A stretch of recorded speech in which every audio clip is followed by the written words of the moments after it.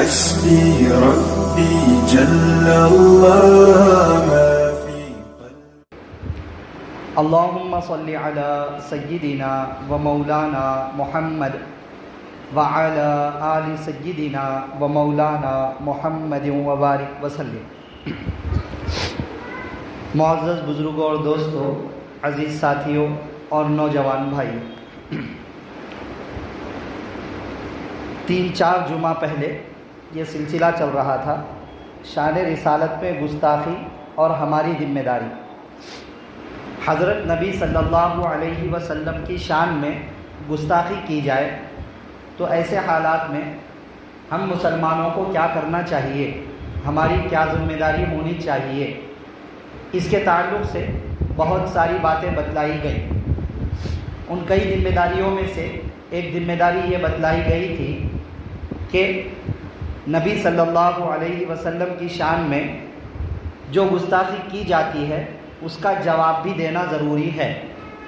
ان گستاخیوں کا جواب دیا جائے گا. خاص طور سے یہ سلسلہ شروع ہوا تھا ہمارے شہر حیدرآباد کا ایک ملعون اور خبیث راجہ سے.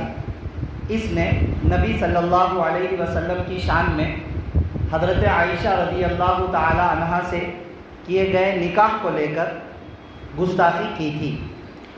اپنے ویڈیو میں اس نے 2 گستاخیاں کی. ایک نبی صلی اللہ علیہ وسلم کی حضرت عائشہ رضی اللہ تعالی عنہا سے شادی، نکاح، اس کو لے کر کے گستاخی کی. دوسرے نبی صلی اللہ علیہ وسلم کے حضرت زینب رضی اللہ عنہا سے نکاح، آپ کے منہ بولے بیٹے حضرت زید کی بیوی حضرت زینب رضی اللہ عنہا سے نکاح، جبکہ حضرت زید نے ان کو طلاق دے دیا تھا. ان کے بعد آپ صلی اللہ علیہ وسلم نے نکاح کیا تھا. ان دونوں باتوں کو اس نے اپنے ویڈیو میں وائرل کیا اور ابھی وہ ملعون ضمانت کے اوپر آزاد ہو چکا ہے، چھوڑا جا چکا ہے. اب پھر کتنے فتنے برپا کرے گا اور کیسے کیسے حالات امت میں لائے گا، واللہ عالم بالصواب. اللہ اس کے اور اس جیسے جتنے فتنہ پرداز ہیں اور جتنے دہشت گرد ہیں اور جتنے ٹیررسٹ ہیں اور جو ہندوستان کے امن کو برباد کرنا چاہتے ہیں، ایسوں کے فتنوں سے، ان کے شرور سے اللہ رب العزت ساری ہندوستان کی قوم اور خاص طور سے امت مسلمہ کو محفوظ فرمائے، آمین. تو 2 گستاخیاں اس نے کی تھی. ان 2 گستاخیوں میں سے ایک گستاخی کا جواب کہ آپ صلی اللہ علیہ وسلم نے حضرت عائشہ رضی اللہ عنہا سے شادی، جبکہ حضرت عائشہ رضی اللہ عنہا کی عمر صرف 6 سال کی تھی. یہ کیوں کیا آپ صلی اللہ علیہ وسلم نے؟ یہ نکاح کیوں کیا؟ آپ صلی اللہ علیہ وسلم کی عمر تقریباً 53 سال ہے، 50 سال سے زیادہ، اور حضرت عائشہ رضی اللہ عنہا کی عمر نکاح کے وقت میں 6 سال کی ہے اور رخصتی کی عمر میں 9 سال کی ہے. اس کے اوپر انشاءاللہ پوری تفصیل سے باتیں ذکر کی جائیں گی. سب سے پہلے یہ سمجھیے، کیا گستاخیوں کا جواب دینا ضروری ہے؟ تو ہاں، گستاخیوں کا جواب دینا ضروری ہے. کیوں؟ تاکہ ہماری عقیدت جو نبی صلی اللہ علیہ وسلم سے ہے وہ باقی رہے، تاکہ ہم نبی صلی اللہ علیہ وسلم سے اپنی محبت کا ثبوت پیش کر سکیں، تاکہ اس کے بارے میں ڈیٹیل کو جان کر جب ہم خود جواب دینے والے بن جائیں گے تو ہمارا ایمان محفوظ رہے اور امت مسلمہ مرتد ہونے سے بچ جائے، بے دینی سے، لامذہبیت سے امت مسلمہ بچ جائے. اس لیے گستاخیوں کا جواب دینا ضروری ہے. اور اس وجہ سے بھی ضروری ہے کہ جب کبھی نبی صلی اللہ علیہ وسلم کی شان میں اسی وقت میں کفار مکہ نے گستاخیاں کی، مشرکین مکہ نے گستاخیاں کی، مدینہ کے مشرکین نے گستاخیاں کی، منافقین نے گستاخیاں کی، تو اللہ رب العزت نے بہت ہی صاف انداز میں، بہت ہی کھلے انداز میں ان کی گستاخیوں کے جوابات دیے ہیں. قرآن مجید میں خود اللہ رب العزت نے گستاخیوں کے جوابات کھلے انداز میں، صاف انداز میں اللہ رب العزت نے دیے ہیں۔ ضروری بھی ہے، کیونکہ ہمارے نبی صلی اللہ علیہ وسلم ساری امت کے لیے، قیامت تک کے لیے دین لے کر کے آئے ہیں، اور ایک نبی کا، ایک رسول کا بالکل پاکیزہ ہونا، بالکل صاف ستھرا ہونا، کسی بھی قسم کے الزام سے پاک ہونا اور ہر طرح سے بے عیب ہونا بہت ضروری ہے، تاکہ آپ کی بات لوگوں تک اچھی طرح پہنچے، بہت ضروری ہے۔ تو اس لیے اللہ رب العزت نے طرح طرح سے اسے قرآن مجید کے اندر الگ الگ انداز میں ذکر کیا۔ ایک جگہ اللہ رب العزت ارشاد فرماتے ہیں، النبی اولا بالمؤمنین من انفسہم، سارے کے سارے ایمان والوں کے لیے نبی ان کی جانوں سے بھی زیادہ لائق ہیں، زیادہ بڑھ کر ہیں۔ سارے ایمان والوں کے لیے ان کی جانوں سے بھی زیادہ بڑھ کر ہیں، زیادہ لائق ہیں۔ جان کسی بھی انسان کے لیے اس کی اپنی جان سب سے زیادہ محبوب ہوتی ہے، انسان اپنی جان کو سب سے آگے رکھتا ہے۔ تو اللہ رب العزت نے کہا کہ سارے ایمان والوں کے لیے ان کی جان سے بھی زیادہ عزیز ہیں، زیادہ بڑھ کر ہیں حضرت محمد صلی اللہ علیہ وسلم، ہمارے نبی صلی اللہ علیہ وسلم، اللہ رب العزت کے رسول، جو خاتم الانبیاء ہے، جو ہمارے دین کی بنیاد ہے، جو ہماری 100% شریعت ہے، ہمارے نبی صلی اللہ علیہ وسلم، ہم مسلمانوں کا وجود ہے، ہم ایمان والوں کی پہچان ہے، ہمارے نبی صلی اللہ علیہ وسلم۔ ہمارا اپنا وجود کوئی معنی نہیں رکھتا، مگر ہمارے نبی صلی اللہ علیہ وسلم کی شان ہمارے لیے بہت معنی رکھتی ہے۔ اللہ نے وہی بتلایا، النبی اولا بالمؤمنین من انفسہم۔ ایک جگہ اللہ کے نبی صلی اللہ علیہ وسلم نے ارشاد فرمایا، لا یؤمن احدکم حتی اکون احب الیہ من والدہ وولدہ والناس اجمعین۔ فرمایا کہ تم میں سے کوئی اس وقت تک ایمان والا ہو ہی نہیں سکتا ہے جب تک کہ اس کے نزدیک میری محبت، اس کے ماں باپ کی محبت، اس کے آل و اولاد کی محبت اور ساری دنیا کی محبت سے زیادہ نہ ہو جائے۔ یہ مقام ہے ہمارے نبی صلی اللہ علیہ وسلم کا کہ سب سے زیادہ، کائنات میں سب سے زیادہ محبت اگر ہم کسی سے کرتے ہیں تو وہ حضرت محمد صلی اللہ علیہ وسلم سے کرتے ہیں۔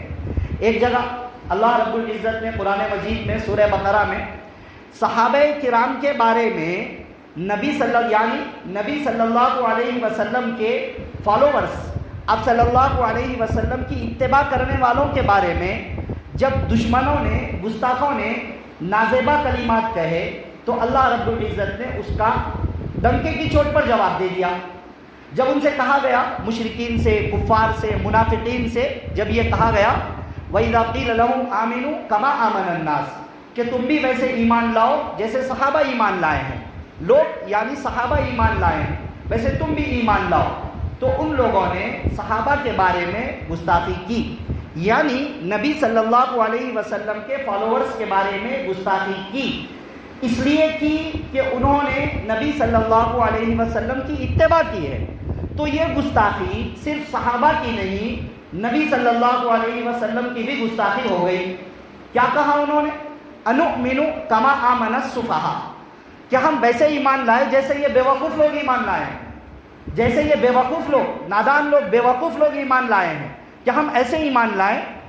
بڑا خطرناک جملہ کہہ دیا صحابہ کے بارے میں، صحابہ کو بیوقوف کہہ دیا اس لیے کہ انہوں نے نبی صلی اللہ علیہ وسلم کی اتباع کی تھی، اس لیے بیوقوف کہہ دیا، ورنہ جب تک صحابہ نے ایمان قبول نہیں کیا تھا وہ انہی لوگوں کا حصہ تھے، انہی کے ساتھ رہنے والے تھے، بہت سے انہی کے خاندان سے تھے، انہی کے وطن سے تھے، مگر جیسے ہی ایمان قبول کر لیا اور جیسے ہی نبی صلی اللہ علیہ وسلم کی تصدیق کر دی تو فوراً کہنے لگے کہ یہ تو بیوقوف ہے، ہم ان بیوقوفوں کی طرح ایمان نہیں لائیں گے۔ اللہ رب العزت نے سمجھایا نہیں، اللہ رب العزت نے اس گستاخی کے بارے میں سمجھایا نہیں، بلکہ سیدھے سیدھے کہہ دیا، الا انہم هم السفہاء ولکن لا یعلمون، غور سے سنو، یہ لوگ خود ہی بیوقوف ہیں، یہ لوگ خود ہی نادان ہیں اور انہیں خود کو نہیں پتا کہ بیوقوفی کے اندر یہ مبتلا ہیں۔ اللہ رب العزت نے جواب دیا، کیونکہ یہاں نبی صلی اللہ علیہ وسلم کی شان میں ڈائریکٹلی نہیں انڈائریکٹلی گستاخی ہو گئی تھی۔ اور جب انڈائریکٹلی گستاخی کا اللہ رب العزت جواب دیتے ہیں اور جو ڈائریکٹلی گستاخی کرے اس کا بھی اللہ رب العزت نے قرآن میں جگہ جگہ جواب دیا ہے. فرمایا ایک جگہ پر لوگ کہتے تھے کہ قرآن تو شاعروں کا کلام ہے. اللہ نے فرمایا وما هو بقول شاعر قلیلا ما تؤمنون، یہ کسی شاعر کا کلام نہیں ہے، تمہیں نہیں سمجھ میں آ رہا ہے، تم ایمان نہیں رکھتے ہو. ولا بقول کاہن قلیلا ما تذکرون، فرمایا یہ کسی کاہن کا کلام بھی نہیں ہے. لوگ کہتے تھے کہ قرآن جادوگروں کا کلام ہے، کاہنوں کا کلام ہے. اللہ نے اس کا بھی جواب دے دیا ہے ہی نہیں ہے، یہ کوئی من گھڑت کلام ہے ہی نہیں بلکہ اللہ کی جانب سے نازل کردہ کلام ہے. اللہ نے صاف انداز میں اس کا بھی جواب دے دیا. اور طرح طرح سے قرآن مجید میں اللہ رب العزت نے اس کا ذکر فرمایا. ایک مرتبہ منافقین نے نبی صلی اللہ علیہ وسلم کی شان میں گستاخی کی اور کہنے لگے لَيُخْرِجَنَّ الْأَعَزُّ مِنْهَا الْأَذَلَّ، کہ مدینہ جب ہم جائیں گے، ایک لمبا چوڑا واقعہ ہے وہ تفصیلی. ایک غزوے کے وقت میں ایک جنگ کے موقع پر یہ حالات پیش آئے تھے کہ منافقین آپس میں یہ بات چیت کر رہے تھے. ان میں سے ایک صحابی نے ان کی یہ بات چیت سن لی تھی اور سن کر آ کے نبی صلی اللہ علیہ وسلم کو کہہ دیا تھا. وہ کیا بات چیت کر رہے تھے؟ ان کی کئی ساری بات چیت میں ایک جملہ یہ تھا، انہوں نے کہا تھا کہ جب ہم مدینہ واپس پہنچیں گے تو مدینہ کے جو عزت دار لوگ ہیں وہ ذلیل لوگوں کو نکال باہر کریں گے. ان کی مراد تھی عزت دار سے یہ مدینہ کے رہنے والے منافقین جو شروع سے وہاں رہتے ہوئے آئے ہیں وہ لوگ، اور ذلیل لوگوں سے ان کی مراد تھی جو لوگ مکہ سے ہجرت کر کے آئے ہیں. تو انہوں نے نبی صلی اللہ علیہ وسلم کو اور سارے صحابہ کرام کو عدل ذلت والا کہہ دیا، ذلیل کہہ دیا. اللہ رب العزت نے اس کے جواب میں صاف کہہ دیا وَلِلَّهِ الْعِزَّةُ وَلِرَسُولِهِ وَلِلْمُؤْمِنِينَ، کہا کہ دراصل عزت اللہ کی ہے، دراصل عزت رسول اللہ کی ہے، دراصل عزت ایمان والوں کی ہے. انہیں یہ بات سمجھ میں نہیں آ رہی ہے. اللہ نے صاف جواب دے دیا تم کہاں کسے ذلت والا کہہ رہے ہو، وہ اصل عزت والے ہیں. اور رہی بات کسی کو ذلیل کرنا اور کسی کو عزت والا بنانا، تو وہ تو اللہ رب العزت کے قبضہ قدرت میں ہے. اللہ اپنے فیصلے سے جس کو چاہتے ہیں عزت دیتے ہیں اور جس کو چاہتے ہیں ذلیل و رسوا کر دیتے ہیں. تو تم نے کہاں ان پر الزام لگا دیا؟ اللہ نے پوری صورت نازل کر دی، پوری صورت نازل کر دی اور ان منافقین کا راز کھول دیا. بڑا ہی عجیب و غریب اس وقت میں معاملہ بن گیا تھا، سچویشن بن گئی تھی کہ ان لوگوں نے ان صحابی کو جھٹلا دیا تھا. قسمیں کھا کھا کر کہہ رہے تھے کہ ہم نے ایسا ہرگز بھی نہیں کہا ہے، ہم نے ایسا کہا ہی نہیں. وہ صحابی جھوٹے ہو رہے تھے. تو اللہ رب العزت نے پوری صورت نازل کر کے ان صحابی کے سچا ہونے کو اور ان منافقین کے جھوٹا ہونے کو بتلا دیا اور یہ واضح کر دیا کہ ذلیل اور رسوا قوم تو یہ لوگ ہیں، ورنہ دراصل عزت دار اللہ ہے، اللہ کے رسول ہیں اور ایمان والے ہیں. جواب دیا ہے اللہ رب العزت نے.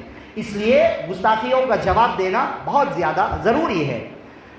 اسی طرح حضرت عائشہ رضی اللہ عنہا کے بارے میں جب الزام لگایا گیا، تہمت لگائی گئی کہ وہ حضرت صفوان رضی اللہ عنہ کے ساتھ گناہ میں بدکاری میں مبتلا ہوئی ہیں، ایسا چرچا منافقین نے کر دیا تھا. انشاءاللہ اسی سیریز میں وہ پورا واقعہ تفصیل کے ساتھ میں سنایا جائے گا انشاءاللہ تعالی. بڑی تفصیل کے ساتھ میں بڑا بہترین بڑے ہی شاندار انداز میں وہ واقعہ ذکر کیا گیا ہے. جب حضرت عائشہ رضی اللہ عنہا کا ہار گم ہوا تھا اور وہ تلاش کرنے کے لیے رک گئی، دیر ہو گئی تھی، قافلہ یہاں سے روانہ ہو گیا تھا، تو اس وقت پہ ایک صحابی واپس آ رہے تھے، ان کی نظر پڑی. ایک تفصیلی واقعہ ہے وہ، انشاءاللہ تعالی اس کو اسی سیریز میں انشاءاللہ ذکر کریں گے. تو ابھی بتلانا یہ ہے کہ جب ان پر الزام لگایا گیا تو اللہ رب العزت نے ان کی براءت کو ظاہر کرنے کے لیے قرآن مجید کی تقریباً 17 آیتیں نازل کر دی. 17 آیتیں. اور ان آیات میں اللہ رب العزت نے ان گستاخوں کو، جنہوں نے حضرت عائشہ رضی اللہ عنہ کی شان میں گستاخی کی تھی اور ان کی شان میں گستاخی کر کے نبی صلی اللہ علیہ وسلم کو تکلیف پہنچائی تھی، اللہ نے ان تمام گستاخوں کے بارے میں اعلان کر دیا قیامت تک کے لیے. ان کے واقعے کو بنیاد بنا کر سب کے لیے اعلان کر دیا. خاص طور سے حضرت عائشہ رضی اللہ عنہ کی براءت کے لیے کہہ دیا اللہ رب العزت نے ان الذین یرمون المحصنات الغافلات المؤمنات، کہ وہ لوگ جو تہمت لگاتے ہیں، الزام لگاتے ہیں، تہمت باندھتے ہیں پاکیزہ عورتوں پر، ایمان والی عورتوں پر، بھولی بھالی عورتوں پر.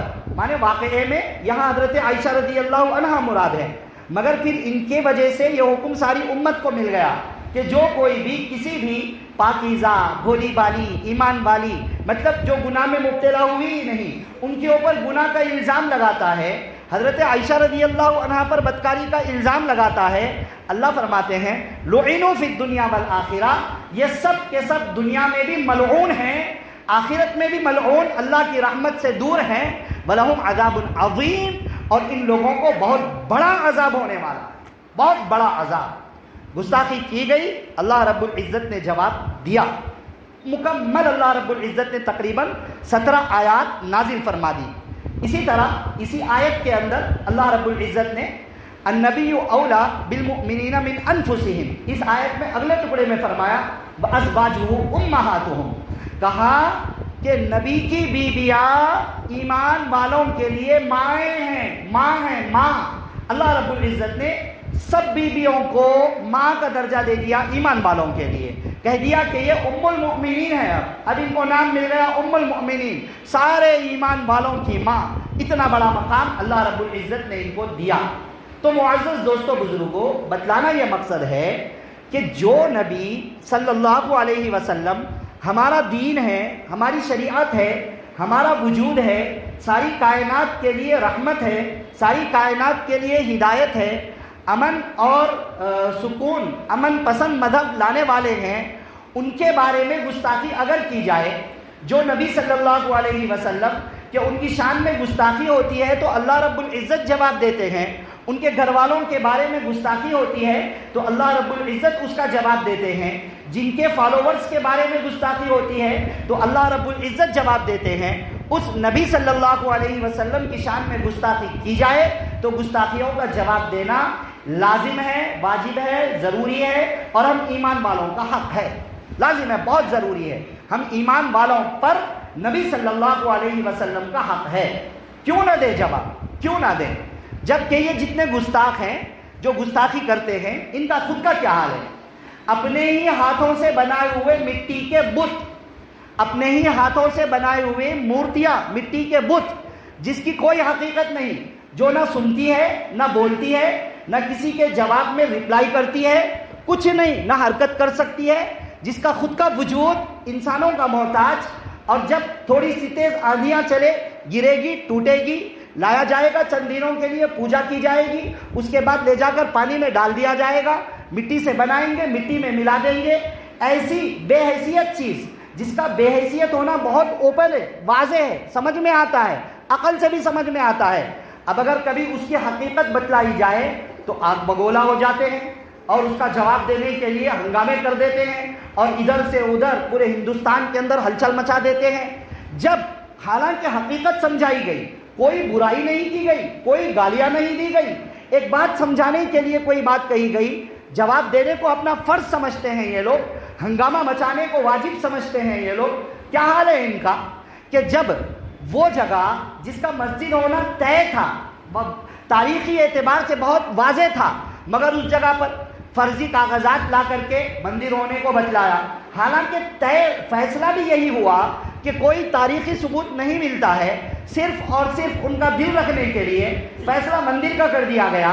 جب مندر اور مسجد کی ٹاپک پر بات کی جاتی ہے، حالانکہ حقیقت بتلانے کی کوشش کی جاتی ہے، کوئی مندر کو برا کہنا یا کوئی مندر کو اکھاڑ پھینکو ایسی بات کہنا، یہ ایمان والوں کا مقصد نہیں۔ جو جگہ ہماری ہے وہ جگہ ہمیں دی جائے، جو جگہ مسجد کی ہے وہ مسجد کے لیے رکھی جائے۔ جب بات صرف اتنی کی جاتی ہے، ہنگامہ ہو جاتا ہے، آگ بگولا ہو جاتے ہیں اور جواب دینے کو اپنے اوپر لازم اور ضروری سمجھتے ہیں۔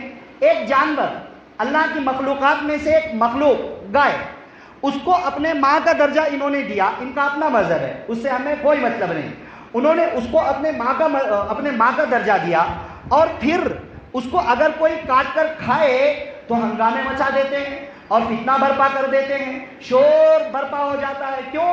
ہماری ماں کو برا کہہ دیا، کیوں؟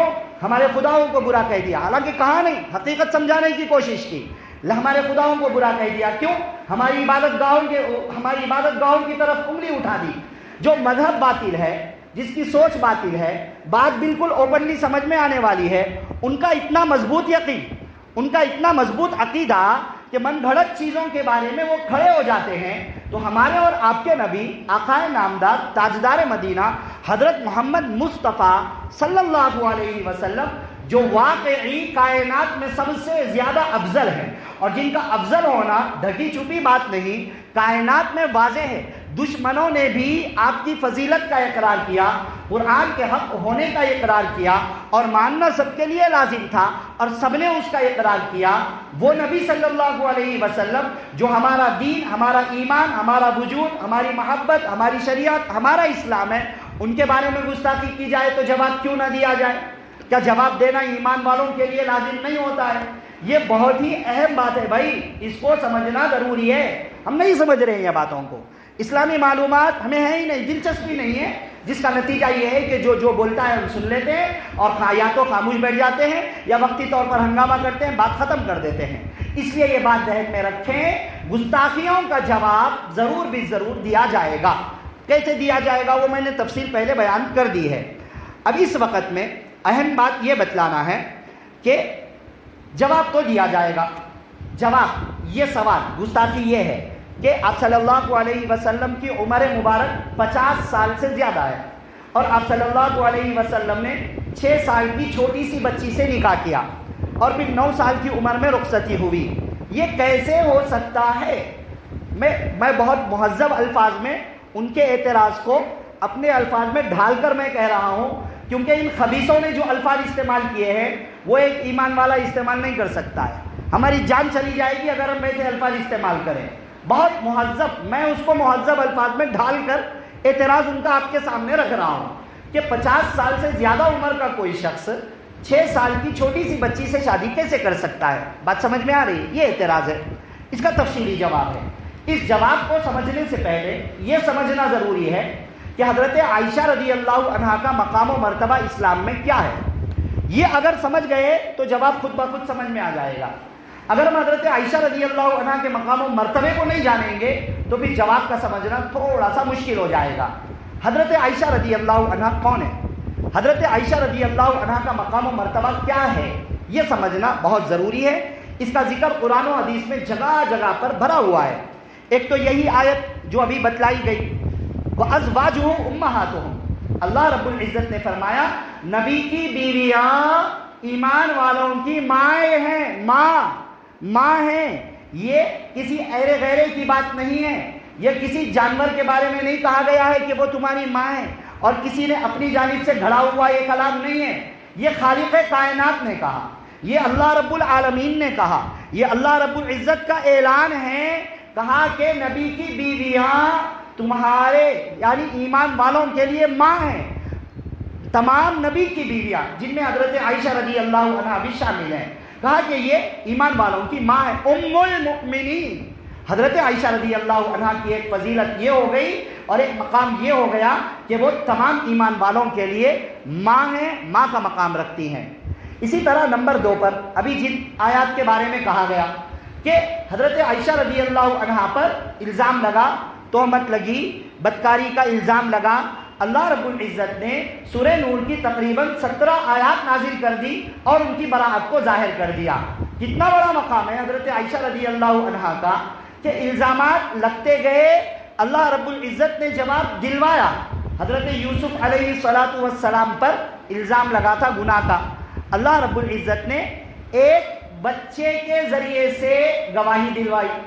حضرت مریم پر الزام لگا گناہ کا، اللہ رب العزت نے حضرت عیسیٰ علیہ السلام سے جو چھوٹے سے بچے تھے گود کے، ان کے ذریعے سے ان کے گناہ میں مبتلا نہ ہونے کی گواہی دلوائی۔ مگر قربان جائیں ام المؤمنین حضرت عائشہ رضی اللہ عنہا پر کہ جب ان پر الزام لگا، اللہ رب العزت نے کسی مخلوق کا سہارا نہیں لیا، کسی بچے کا سہارا نہیں لیا، اللہ نے خود حضرت عائشہ رضی اللہ عنہا کی براءت کی گواہی قرآن مجید کے اندر نازل فرما دی۔ یہ مقام حضرت عائشہ رضی اللہ تعالی عنہا کا۔ نمبر 3، حضرت عائشہ رضی اللہ عنہا کا مقام و مرتبہ اتنا بلند ہے کہ جب حضرت عائشہ رضی اللہ عنہا سے نکاح ہونا تھا تو حضرت جبرائیل علیہ السلام نبی صلی اللہ علیہ وسلم کے پاس آئے۔ ترمذی شریف کی روایت ہے، روایت میں آتا ہے کہ ان جبرائیل علیہ السلام جاء بصورتها فی خرقۃ حریر خضراء الی رسول اللہ صلی اللہ علیہ وسلم. فرماتے ہیں نبی صلی اللہ علیہ وسلم کہ جبرائیل میرے پاس ایک سبز رنگ کے ہرے رنگ کے ریشم کے کپڑے میں حضرت عائشہ رضی اللہ عنہا کی تصویر لے کر نبی صلی اللہ علیہ وسلم کے پاس پہنچے اور کہا ان ہذہ زوجتک فی الدنیا والآخرہ، کہ نبی جی یہ دنیا میں اور آخرت میں آپ کی بیوی صاحبہ بننے والی ہیں. یہ دنیا میں اور آخرت میں، مانے حضرت عائشہ رضی اللہ عنہا کا نبی صلی اللہ علیہ وسلم کے نکاح میں آنا اللہ کی طرف سے طے کردہ بات ہے، اور اللہ کی طرف سے وہ بات حضرت جبرائیل علیہ السلام لے کر کے آ رہے ہیں.